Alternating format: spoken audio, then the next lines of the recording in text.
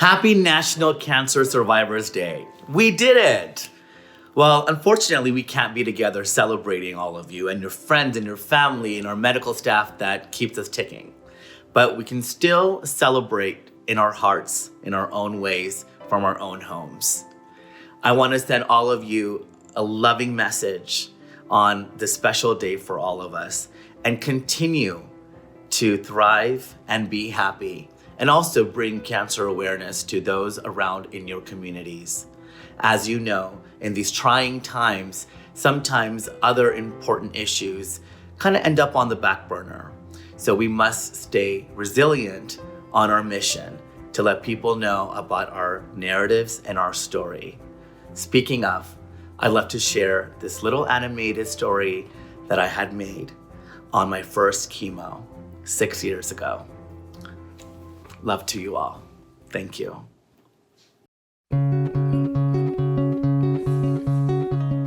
It was similar to the first day of school. My mother packed a small bag of snacks that consisted of crackers, nuts, and Gatorade. To pass time, I had downloaded movies on my iPad and brought magazines to read. I mentally prepared myself to get through these next 6 hours, sitting in a chair.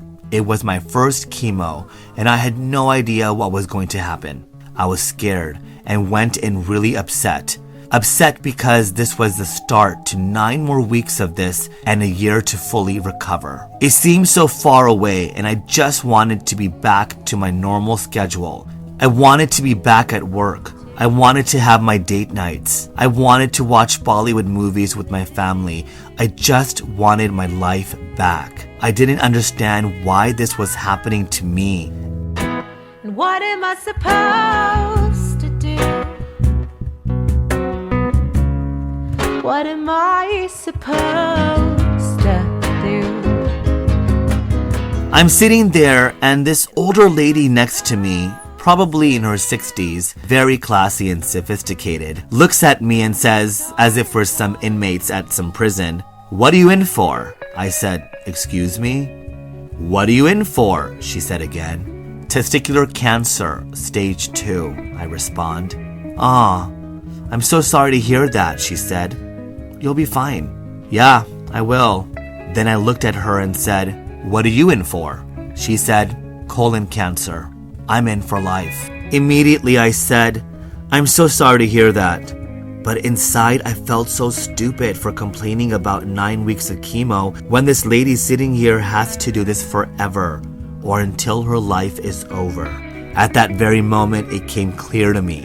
I was just being a big old brat. There are so many other people in this world that are in much worse conditions than I am. And I'm sitting here feeling sorry for myself when I actually have the ability to even get treatment. Not only that, at least I'm told when I'm gonna be done. I have a finish line to look at. There's a banner that says finish, and I can actually see it. This lady doesn't have that. She has to do this until her life is over. I asked her why. She said, "The only reason I'm doing chemo is to keep me alive, and my kids want me to do it.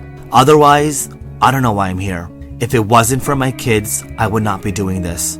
It was that moment I realized that I need to sit back in my seat, strap on my belt, and just go for this ride, bumpy or not, because I know that this ride will come to a stop at some point. Just deal with it, and deal with it with dignity, because that's what this lady's doing right now. I never saw that lady again. It's like she was an angel who came down to enlighten me and allow me to find my own strength, and then just vanished.